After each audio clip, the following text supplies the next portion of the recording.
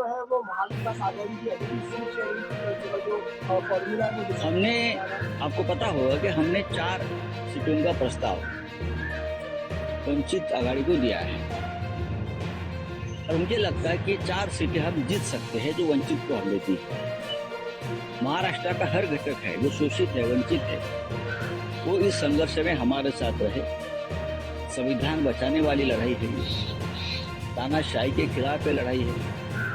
तो ये सब लोग अगर हमारे साथ रहेंगे, अम्बेडकर जी रहेंगे, तो हमें ज्यादा ताकत मिलेगी। औरंगजेब को लेकर एक बयान क्या है? औरंगजेब को लेकर आपने बयान दिया जो प्रधानमंत्री किसने बोला है ये औरंगजेब का बयान? बहुत ध्यान से सुनते हैं हमारा भाषण प्रधानमंत्री जी। देश के प्रधानमंत्री जी, महाराष्ट्र के कोने में एक भाषण हो रहा है, उसमें से कोई 2-4 वाक्य, 2-4 सेंटेंस पिकअप करते हैं और उसके ऊपर अपने आगे की रणनीति बनाते हैं।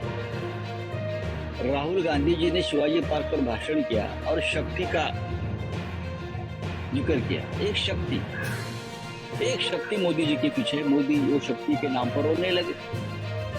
देखो देखो, शक्ति शक्ति शक्ति के नाम पर अघोरी शक्ति, धन शक्ति। उस बारे में राहुल जी ने कहा कि मोदी जी के पीछे एक धन शक्ति है, एक अघोरी शक्ति, दैवी शक्ति नहीं, अघोरी शक्ति है।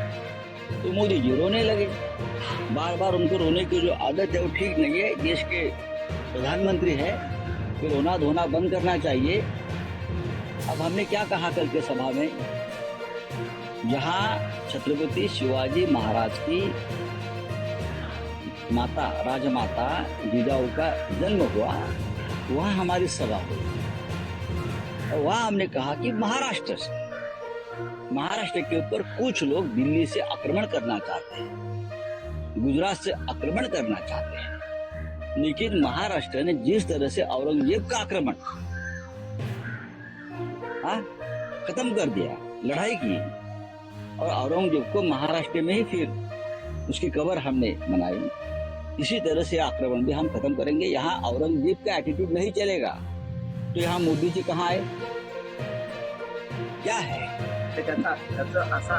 अर्थ काही काढतील वो अपने हिसाब से। उनका डिक्शनरी अलग है, हमारा डिक्शनरी अलग है। हमारी देशभक्ति और राष्ट्रवाद की डिक्शनरी है, उनकी स्वार्थ की डिक्शनरी है, उनकी राजनीतिक डिक्शनरी है। आप प्रधानमंत्री हो, प्रधानमंत्री पद की गरिमा रखो।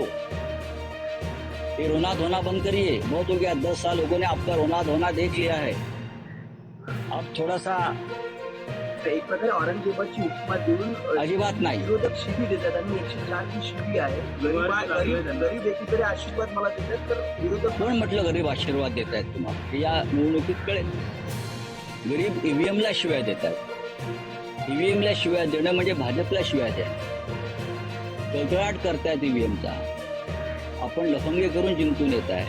औरंगजेब सुद्धा हेच करत होता। औरंगजेबाची सुद्धा हीच खाखा वृत्ती होती। कोणी विरोधक राहू नये यासाठी औरंगजेबाची महाराष्ट्रावरची चाल होती। सगळ्यांनी आपल्या पक्षात यावं, दुसरं कोणी समोर राहू नये, ही औरंगजेबाची वृत्ती होती। ही वृत्ती आहे आणि या वृत्तीच्या संदर्भात आम्ही चर्चा केली। मोदींनी थोडंसं त्यांचं हे मगरीचे अश्रू ढाळणं बंद करावं। आता ते देशाचे पंतप्रधान आहेत काही काळासाठी, निदान या काळात तरी त्यांनी प्रधानमंत्री पदाची गरिमा प्रतिष्ठा सांभाळावी। थँक्यू।